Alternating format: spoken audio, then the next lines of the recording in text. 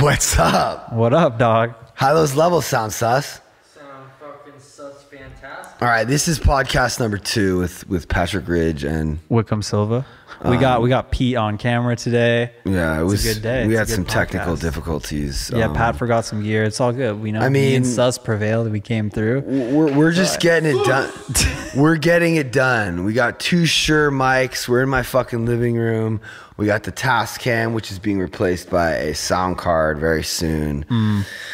We tried to film the first one. Well, the first one we didn't even fucking record. We had a great conversation. We didn't even fucking record Absolutely it. amazing. It was devastating. And then we tried to recreate it the next one, and just like wasn't the same. And like, but it's okay. Well, we got. So you say. We got like fucking. We got a good setup now. But Wickham's girlfriend just called him and was like, "Where are you at?" Because it's 12:30 a.m. Pete just showed up from filming a wedding. What's the Wi-Fi? The Wi-Fi is Ridge Satan 666. So in case anyone ever comes to my house, which probably every single person listening to all 20, The whole world. probably all 20 of you that are listening to this have been to my house or are going to come to my house again. And another really cool thing about this is we can literally just do podcasts in this living room with whatever guest happens to be here at the time. Yeah. And I feel like that's one of the cool things about this, because we're always having engaging conversations in this house about interesting things. But Wickham's girlfriend called and I said, it's always better to be busy than, which this is kind of funny because she'll probably listen to this, but it's all She's good. not. If I tell her it's about her, she'll listen to it. Yeah, it's always better to be like busy and like and pursuing your dreams, and then the dude calling the girl going, "When are you gonna be home?" or "I miss you," which basically is how I've actually low-key been sounding a lot lately, because I have set up my life in a way where I can spend time with Veronica. And for the first 5 years of the first 7 years of our relationship, I was on the road with Hypercrush a lot, and like I was like literally told her, "You come second." Like whatever. You told her that? straight up. How did she take that? She was like, "I get it." Whoa. It was like, I'm winning. Well, Jesse's she's supportive of it. But you shouldn't say that. Well, I didn't say that. But we'll have time set apart for us, and I'll get kind of carried away on I'll just get on Final Cut and start editing something. Yeah. And she won't say anything, and then she'll start working on stuff, and then I'll be like, "Why are you working on stuff? This is our time." And she's like, Right. "Well, you started working on something, so I did." And I was Yeah. like, "Why don't you just tell me to stop?" And she's like, "I don't ever want to tell you to stop." That's really fucking dope, and I think that's important to value each other and respect each other's dreams and stuff, but it's not good to shit on your partner the way I did for a long time, because she became resentful and there's been a lot of well, now it's my turn, motherfucker, Yeah. and I'm getting my, and it's Some pent up resentment. I don't know. It's yeah, but it wasn't just about being on the road and recording music all the time. And it was more about my mindset. I need to get it. I need to win, or else I'm shit. Yeah. My success is directly related to my who I am as a man, which is insane. And I think that's always going to be a recipe for disaster and failure. Yeah, I mean, I base a lot of my self-esteem and self-image on that. I'm sure you do. And it's most men do. Our culture has, set that up. That's the way it's supposed to be. Yeah, that's my thing in a way. And it's if I don't have that, I'm not, I don't know, And then and then if you do fail, which is inevitable, then what do you do? If your whole identity is based around success. Well, let me ask you a better question. What happens when you win? Are you? It feels good for a little bit, and then you just go back. Okay, to so just how you felt before. you just posed the question: if I fail, what do I do? Right? Okay, well, let's play this tape out. Let's say you win. What do you do then? it never like I'm never like, wow, I've arrived. It's like, what do I do next? And not It's only like, what's that, next? not only that, but like the more you get, the more responsibility comes. More money, more problems. That's that fucking, you know, that Biggie song. I mean, it's fucking true. It's like the more you get, the more busy you are, the more responsibility. It's like, you know, those dudes that own those big yachts. Well, not that we know anyone, but like, you know, you see these crazy yachts and you're like, oh my God, if I just fucking could have that yacht, Then I'll be okay. Okay, but the dude that like owns that yacht is like literally on the yacht, like making deals on the phone, or he never gets to go on the yacht because he's so fucking busy all the time. It's like Jordan Peterson talks about, like these guys, they're not like sitting back on a fucking lounge chair with a cigar in their mouth. Like they're like working all the time. You know about the $75,000 rule? It's that there's a line graph where it's on one side it's how much money you make a year and how happy you are, and it starts at like low, like 30, like 20, 10, and then it goes up, and then it peaks at about $70,000, $75,000, and after that 90, 80,000, 90,000, it just drops. 100,000, So- 200,000 just drops. So basically, like, if you're making like 70 grand a year, you're like, you have enough time to be happy. Yeah. But Well, if it's like, you're it's the making- perfect balance between responsibilities and money. But like nobody that's making more than that has enough time to be happy because they're just like grinding all the fucking time, trying to win. Yeah. Cause then you have, Pete just chimed in. Yeah. And that's why, like, you know, like having a chill little spot with like a person you love and like a job that you like, enjoy to do, whether that's fucking ride horses or, I mean, maybe you like digging trenches. Maybe you like installing lights like my brother. Maybe you can find passion and love in anything you do. If you can do that, obviously you fucking... so then what's behind this need to be great that you and I both struggle with? Well, I think it's insecurity for one, right? And it has a lot to do with our dads because they probably were afraid that we weren't going to win. So they put a lot of pressure on us because they didn't want us to struggle the way they did. And then in turn by them, like being so afraid of us not succeeding, like we have this like deep down like feeling of like we're never going to be good enough because they just wanted to like take care. It's all about insecurity and like, isn't that that's funny? No, you're totally right. Cause like, I actually just kind of like had that epiphany like right now what?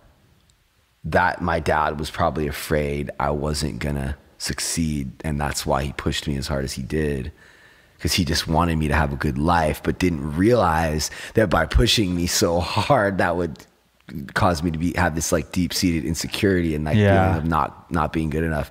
Wow. Which kind of fucks me up. It's like a balance, right? Yeah, I mean, I relate because I'm first generation Sri Lankan, so my parents are from a third world country, right? So they came here to like give me a good life, you know? Yeah. Like fucking engineer, doctor, whatever. And like the first time I told them I'm going to film school, they're like, what? You know? But then they like they saw that I like had like, something. good luck, then, you're never gonna fucking make it. Exactly. And they're like so disappointed. And then, but now they're like my biggest fans. So they kind of grew. But that doesn't take away the pressure that they put on me as a kid. You know what I mean? To be that one, you know? And like, I think that pressure still lingers in me, and that might be what's behind this need to be great. Yeah, plus our society and our culture doesn't help it, or any of the fucking rappers you listen to.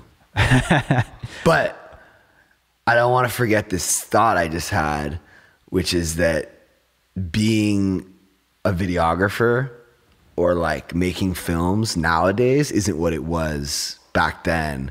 It's a lot more feasible to make money doing it because of the oversaturation of independent businesses and their need for content, which is a direct, which is directly related to how me and Tim, a couple of knuckleheads, were able to start a video production company and actually be semi-successful doing it, considering how reckless we are. Have you ever heard, so I heard this story about Tiger Woods. it was about like validation and like this need that like athletes and like the biggest greats in the world, like icons in music, movies, wherever have. And it was this psychologist, he was talking about like men's need for validation, and that like men cheat in their relationships for validation and women cheat because of neglect. And he was talking about Tiger Woods, and he said that, so Tiger Woods was a little kid and his dad was like the one who got him into golf and was pushing him. And pretty much when you're trying to make your son a great like that, what you're telling him is like, if you could hit this stick and to hit this ball with this stick into that hole really good, then you'll be okay, right? And then so Tiger would spend his whole life like hitting the ball into the hole, right? And like, I'm gonna be good, then I'll be okay, then I'll be okay. And he became one of the best golfers of all time, right? But what his father failed to do was that when you tell him that once he hits the ball into the hole, then you'll be okay, what you're telling him is that he's not okay now. Right. So then he never learns how to be okay now. Yeah. Which is, and he'll never know. Yeah. Because now, and then he was talking about how like all his mistresses were blue eyes, blonde hair, just like his wife. They all looked exactly the fucking same. And it was this validation that like, because he can never give it to himself because he was never taught how to give it to himself. So basically tell your kids that they're okay even if they fail. Yeah. I mean, but then that kind of is reinforcing this idea of like a participation trophy, which is not good either, because like learning to lose is important too, and knowing that you lost. And I mean, I don't know what this fucking, like these old people are always talking about millennial. Okay, first of all, I'm not millennial, I'm Gen Z, but they're always talking about millennials and the participation trophies. Me and neither of my friends, when we got participation trophies, were like, dope, we got our participation trophy. Right. We're all like, yeah, I don't dude, really this know. is bad. Like this sucks. Yeah, Simon Sinek. It was almost worse than getting nothing. Yeah, Simon Sinek talks about that. That was that millennial thing that I was. He has a lot of really good points in that talk, but yeah, that participation trophy one is not one that I identify with, and I don't really know what he's talking about when he references that. But I do think that there is a problem with like oversensitivity in like young kids, and like just like instant validation, because we get it from the phone. And he was talking about like how the phone is like, it's a drug and it releases dopamine when you get likes, and you can swipe left, swipe right, you can order shit right away, you get what you want right away, and we're used to that, which diminishes like the importance of like having FaceTime with people. And like kids are more afraid to like confront other people, and like they can hide behind. I understand, but Gary Vee talks about that, and he's like he's talking about these parents who are mad at their kids for being on their iPads all day, and they want them to go outside. And then Gary Vee's just like, what the fuck world do you think your kids are going to be in?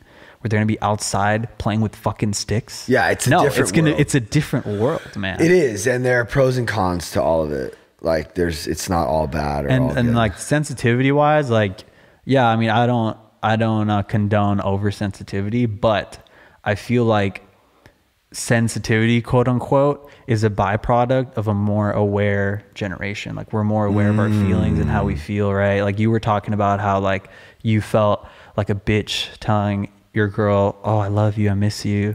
And I don't know about I can't speak for anyone in my generation, but like I don't feel demasculated saying those things. That's dope, and that's a good thing. And I think it is important on some level for people to be sensitive. And I don't consider it like Gus once, like one time we were in this like group text about like a movie thing, and like Gus was like, you're so sensitive. And like I like low key brought that up to my therapist, and he was like, dude, what's wrong with being sensitive? Yeah. And I literally I didn't have an answer as to what was wrong with that. And then I was listening to a podcast with Gabor Mate and Joe Rogan, and Gabor Mate was talking about how artists are oversensitive, and that's what makes, or they're very sensitive, not over. I mean, there's no such thing as like a perfect amount of sensitivity, but that's what makes artists good at art. Yeah, I agree. Which is a positive. But, you know, when you hold on to shit for too long and everything is just... you can go... Sometimes there's... You could go too far. Yeah, and I feel like a lot of people younger people go a little bit too far with the sensitivity, you know, like taking offense to like the White House Correspondents' Dinner, or like just getting offended off of shit that like you shouldn't be offended by, you know what I mean? And like taking it too far and like it affecting your whole identity because someone said this, like that's too much. Yeah. So there was a Florida, there was another shooting today. What? In Florida. Are you serious? Yeah, I know. I just heard about it. We were at Veronica's parents' house, and Veronica's dad, the Russian, was drinking while he was talking about how there was another shooting today. How many people died? I don't know. I feel like retarded not even knowing about this, but there was a shooting that happened today. In Australia? 7 dead. 7 dead. Wow. So it wasn't in America. Australia's worst shooting since 1990. Wait, hold up. Australia's worst shooting since 1996. Yeah, but how's that compared Australia's worst shooting since 1996 leaves 7 dead. In Perth, Australia. to personal? How old was the kid who killed him? I didn't know it was a kid. Oh, wait, no. So this type of shit. Yeah, what's your thoughts on the school shooting situation? Like, Well, what is that about? I mean, first of all, I just want to make sure that like, and this might sound really stupid, but like this type of shit that's happening, like this wasn't happening 50 years ago. It's a new thing. This is a new thing. What do you think it is? Like, why? Well, why I mean, I is listen to Joe Rogan a lot, and there's been a lot of, speculation about like what we're talking about, oversensitivity and overprescribing meds, which is something that we were talking about last time. Why antidepressants are important, but then also there's another side of it that's like, if you go to the doctor, they just like are immediately handing out a medical solution to like what could possibly be a physical or like something that could be like, I think always exhaust. Like you could fix it. Like you could fix their circumstances and help them rather than just throw pills at them. Yeah. So if you're fixing all your problems with a pill, at what point are you not going to be able to cope with anything, and then it's like Joe talks about, killing a bunch of people is literally like flipping a board Monopoly game. It's flipping. It wasn't out of school. It wasn't out of school. It wasn't out of school. It was found in someone's home, but a family of 7, including 4 children, was found dead with gunshot wounds Friday at a rural property in southwest Australia, in what could be the country's worst shooting in 22 years. So it's happening in Australia too. I mean, no, you're good. I think it's I think I agree. It's flipping the monopoly board. I think it's a societal sickness, and I mean, I feel like no matter how many times these shootings I feel like bullying is a big part of it, dude. And like I feel like no matter how many maybe now it's changed since I've been in high school, but shootings were going on when I was in high school, and I knew this one kid.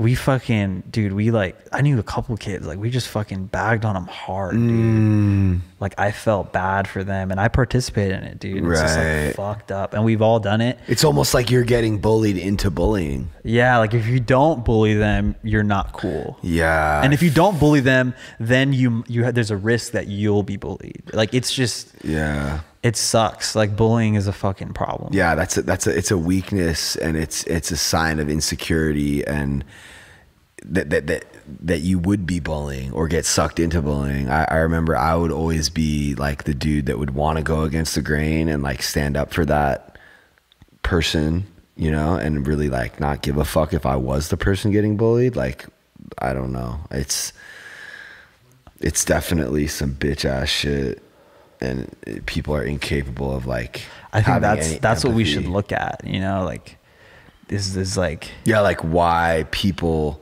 like that's the problem is bullying. It's like we feel the need to, you feel better about yourself when you bully someone. That's what yeah, but it's also like just this weird thing about like teaming up and just like, it's almost like a social awkwardness that you can't deal with. So you just like, I don't know. It's like when people feel the need to say something negative or talk shit, like because it's like, I got this information. Like, why is it gossip so popular? Like, it's like you have information that like someone else might want to know, or like you feel like you're the guy. Like, I'm the guy with all the information, all the dirt on everything. Yeah, and you feel special because you have information that someone else might want to know, and you can't just have a conversation about something positive.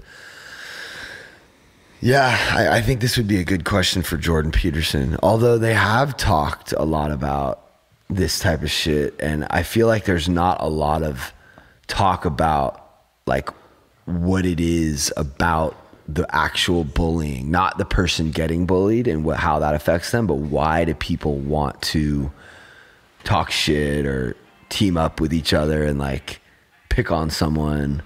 And then why would it be hard for someone to go against the grain and like stand up for that one person? Yeah. That I guess makes sense. It's because they don't want to be like the outsider or like go against people. Yeah. I mean, I feel I found one of the kids that we used to bully in high school's Instagram.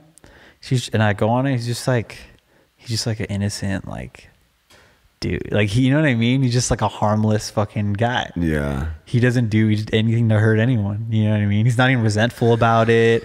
He's not, you know what I mean? Yeah. You know, and it just makes me feel so bad. I'm just like, why the fuck did we do that? Yeah. One thing I've actually been trying to like be more conscious of is like definitely not talking badly about anyone else. And that's actually something Tim's really good at. That's one of the reasons that I love him. And Veronica too. Like, she like, I don't know. I think that's a really great quality to have, like to not talk speak shit negatively about other people. And to take that even further, it's like just to not be negative about anything, because there's always two ways of looking at things, right? Like, first of all, any negative experience can be seen as an opportunity for growth. And also, there's an equal amount of positive things to look at as there are negative things. I just think that for so long, I've been drawn to the negative and the darkness, which would explain why I have like, you know, satanic images in my house. And like, yeah, that's you know, death metal art and upside down crosses and like punk rock and a picture of Danzig over there. And it's like, I've just always been drawn to like dark, like Skeletor. Is that true, Pete? Dude, me and Pete both. It was Metallica, Alice in Chains, Nirvana. I mean, I didn't like He-Man. I liked Skeletor. I always liked the villain. I don't know. That's just, but changing that can actually cause you pain. But I feel like you're like a positive person though. Well, this is the new character that I've been trying to build, because that dark character didn't serve me, and it caused me to bottom out and end up in fucking rehab. Yeah. You know? I feel it. It's like, you know, it's like Yoda. It's like that's why I love Star Wars so much, because like that analogy of like the darkness and like the light, like the dark side is very enticing, and it can be super powerful, and like you can get a lot out of that. But the Force, like Yoda talks about, like that positive energy, it's a little bit harder to go that way, but it always will win. You know, the light will always win. It's always going to be more powerful. And like, you know, like Kanye says, love conquers all. That's not a Kanye quote, but he was saying it in that last. And it kind of sounds corny, but like, shit, I know from firsthand experience. Like, so have you ever been bullied? Actually, yeah. The other night I was riding my motorcycle behind my high school. I don't know if you saw that on my story. It was sometimes I like to just cruise by. I've noticed Agora High School and like reminisce. And I remember like, Yeah, for sure. Because I was a person in high school that people felt I threatened thought you by. were cool. No, I for sure was, and that's why certain people fucked with me. Like Ryan Dennis threw a rock through my window.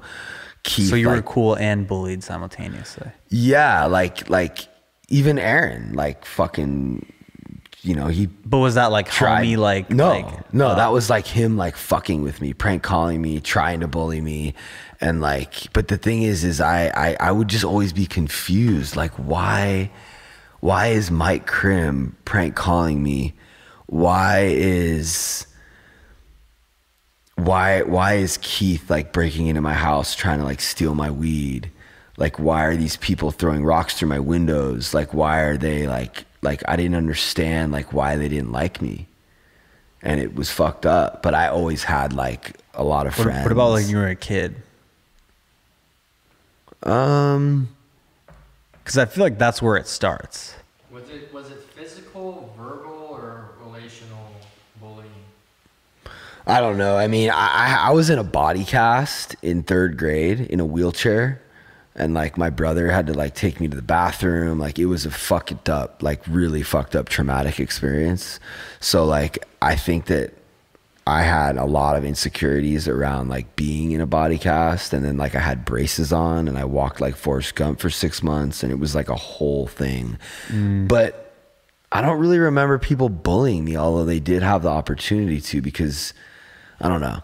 Yeah, I've had some experiences of being the bully and then also being bullied. Like in elementary school, in like the 4th grade, it got to the point where I didn't want to go to school anymore. Wow. From one of my friends, right? And then in like high school, when I started to delve into like drugs and alcohol and stuff, I was starting to realize that I had a problem with drugs and alcohol, and I would usually make an ass out of myself in public, you know? And An ass of yourself? yeah. And like, so I would get like bullied too in high school too. Like I for sure was not cool in high school, Was it more in high school or in middle school? probably, it was for sure more in middle school. It was pretty gnarly in middle school, but in high school, yeah, I was not cool. I was like, before I started getting drugs and alcohol, I was fine. Like I got along with everyone. I was like class clown, and like then I started getting drugs and alcohol, and people didn't even know I went to the school anymore. I totally changed as a person, like completely, like couldn't function, and I ended up getting expelled, and I finished at a continuation school, and then I got sober, and then I went to college, and I was completely different by the time I was in college. I like had sobriety and the 12 steps, and I was like different, and I was like, and then I started like a career, and then like I worked at Ridge, and now I'm like people see my stories, and I'm like doing shit on sets, and now the same people from high school are like watching the stories. I don't even follow them, right? And there's like a part of me that like wants to impress them still, For sure. and like still like now guys, look at me, I'm cool now. Yeah, you know? stay away from that. I know, and it's like it's kind of some fucked up shit, man, because it's like, yeah, like, and like I still want the validation from these people. Yeah, I hear you. So you guys use the alcohol and drugs to seek validation from people, so you can like. I feel like I've been seeking validation from people before, after, and during. Yeah, that I never used drugs and alcohol to seek validation. I just did drugs because they made me feel good, you know? But I mean, everyone has a different story. And then it stops to make you feel good after a certain time. Yeah, I mean, that shit only for an alcoholic, that shit only works for as long as it works, and then it starts to take a toll. What's that saying? It works till it doesn't. The party. It's a party until it's not a party anymore or something. Yeah, but It's fun until it's not fun.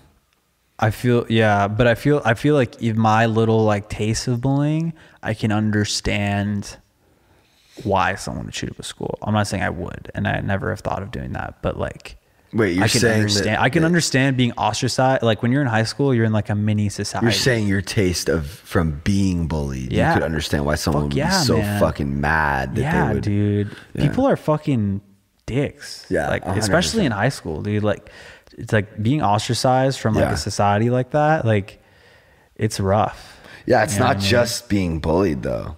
You know, it's like feeling like you could never win, the overwhelming feeling of life and school and like picking a career and It's like hard yeah, shit. Yeah, like you know, the Misfits, like Danzig said, like being like- a teenager's not easy. Yeah, it's super hard. Like I was like, What's that lyric from the Misfits song about being a teenager? Not dying. If you're a teenager, if you make it through your teenage years, how did I make it through my teenage years? He says that, Glenn Danzig, Misfits. yeah, or like Adam's song, Blink-182. Like just like, Yeah. you know, It's fucking hard. it's hard. And looking back on it, knowing what we know now, it doesn't seem so hard. But when you're there, knowing So what you know then, which is you're not emotionally equipped. Yeah. And it's so hard to like, because when you're in high school, it's hard to see beyond that there's a life after. You know what I mean? Like I didn't even get to go to my prom. You know? Like Oh, really? Yeah, because I got expelled before I could go, but I like. I have a lot of regrets, dude. Like I never Why lived didn't you high go to school your prom? because I was expelled before I could go. And like, but I have a lot of regrets too. Buster. Is like I can't like. I wish I spent high school just like having fun with my friends and like chasing girls and like having a girlfriend, like breaking up, getting another. Like I wanted just a cliche high school life so bad that I would watch like Dazed and Confused like on repeat in my room. You know what I mean? Yeah, grass is always greener. I don't think anyone ever had the perfect, It's just a fantasy, except right? for It's- maybe Tim. I mean, Tim was like rapping at other high schools and shit. I'm like, I don't know. It just seems like he's always fucking been able to just have fun. well, so your high school life wasn't like that, like the fucking like Dazed and Confused.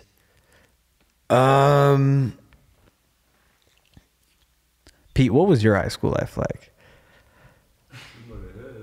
Yeah, he surfed a lot. Pete surfed. I mean, he doesn't have a mic, so you can't just ask questions to people that. But yeah, like I'm dude, just curious. No, dude. like honestly, like my high school career would have seemed. I bet you so many people were like wish they could have been in my situation. You know, like my house Really? was like party central. I was Yeah. friends with everyone. I was selling weed. I was making music. I was like, That's awesome. had like, yeah, you say it's awesome, but like I was mentally tortured on a daily basis by like, well, also just kind of like numb and like just using a lot and, you know, very. So in sobriety, has your lives progressed in a positive way? Well, before we get to sobriety, I just want to say that like, I think that part of the reason why I wasn't able to just be happy in high school was it's the same reason why I wasn't able to be happy in Hypercrush after high school going for things, is because I felt I needed to like get good grades. I felt like I needed to like make You money. cared about your grades? Dude, I had I didn't give a fuck about my grades. I got straight A's one semester. No way. Straight up. In like That's wild. 11th grade. Wow. I graduated with like a 3.6 grade point average. Whoa. Yeah, while selling weed and like partying every night and like just what's like up. cuz that was like a part of winning.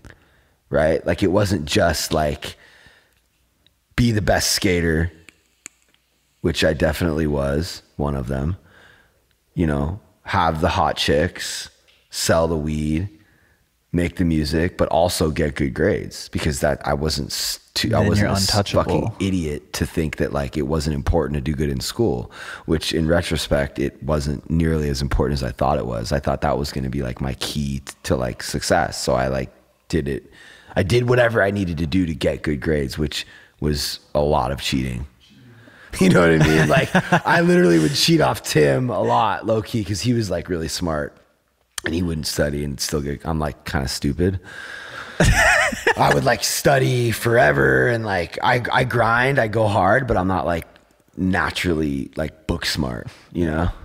Yeah. But yeah, I don't think high school is ever what it seems on the other side of things, you know? I feel like Hollywood just implanted. I mean, like I base a lot of my life on movies. Yeah, like And my Dazed and movie- Confused, like that's It's not real. no. It's a fantasy. Take it away. So yeah, no, Dazed and Confused, loved it. Amazing movie. And he did a new one called Everybody Wants Some. I've Have heard. you seen that? How new is it? Bro, it's basically like Dazed and Confused Part 2. So Dazed and Confused it takes place in the 80s, Yeah. and it's like football. Yeah. This movie Takes place in the 70s. is the 70s and it's baseball. Which one? Dazed and Confused.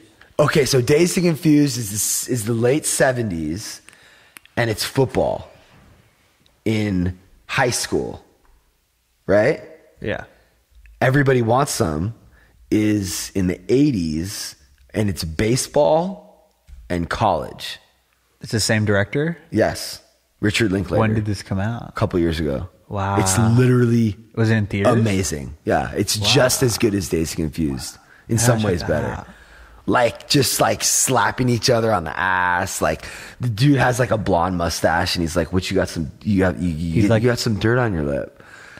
Yeah. And they're all like unknown, like no name actors. Like one of the guys, they're listening to the Pink Floyd album Metal, which I have. It's amazing. It's really fucking. They should good. do one for the 90s. 2016. Like when Well, that was kind of Boyhood. Boyhood was my life, dog. Yeah, that's kind of his. Boyhood 90s was movie. literally my life. That's his '90s movie. It was your life. Fuck. What? That's the same guy. That's Richard Linklater. He did Come on, dog. Yeah, don't. the same guy. If you're, did are Dazed you a and true fan of Confused. cinema? Don't fucking ask me that, Pat. Well, I mean, come on. Richard Linklater is one of the greats. Yeah, he worked on that movie for like almost 15 Yeah, years, it's the bro. same actors and Yeah. Oh my God. Also, Richard Linklater did a trilogy called Before Sunset. yeah, with the After romance. Sunrise. And it's the same concept of the same actors. Yeah, over a he few actually. years. You know what? I think that it's funny because I'm working on a movie, and actually Wickham's helping a lot. He's DPing, and it's you know, you're helping out in any capacity that you can, since it's an independent project, and we're kind of figuring out how to make a movie as we make one. But I think that Richard Linklater could be like the biggest inspiration, even though I'm referencing like Natural Born Killers and Trainspotting and Fight Club, because it's very dialogue driven. Yeah. And Richard Linklater movies those are my favorite types of movies. Is dialogue driven. They're heavy. Like me and Noah are going through the script thinking this has way too much dialogue in it. But it's like that kind of a movie where it's like you're It's not talking. plot driven. It's dialogue driven. Yeah, I mean there is a plot, but it's a lot about. Yeah. You're talking a lot about like recovery, sobriety, you know, why it's music, and just, you know, the relationship between two alcoholics, you know. Dude, you never tag me in any of your posts, but That's funny. It's funny. Sus is complaining I don't tag him, but like Ricky, low-key, has been with us for 4 years almost, and like I don't tag him nearly enough. Dude, he tags you in everything. Yeah, Sus. What are you see, talking about? You gotta. You can't get greedy with the tags. I don't even know what you're referring to though. you're the posts on your profile. It's okay. It's all good. Does Ricky even use Instagram? Are you logged into my Instagram? I'm logged into everyone. Tag yourself, and will you post one from tonight? Yeah, I'll post it. So you want to call that a wrap? Yeah, we could wrap that one on. Definitely go see Everybody Wants Some. Yeah, dude, I'm 100%. That's the takeaway from this. And listen to No Effects of the Decline. And we could talk about it on the next podcast. I Down. sent you a text. It's Yeah. the greatest punk song ever written. Or, you know, one of the greatest songs ever written. Lit. Drugs are good by no effects. It's better than Drugs Are Good by NoFX. All right, let's Peace. wrap.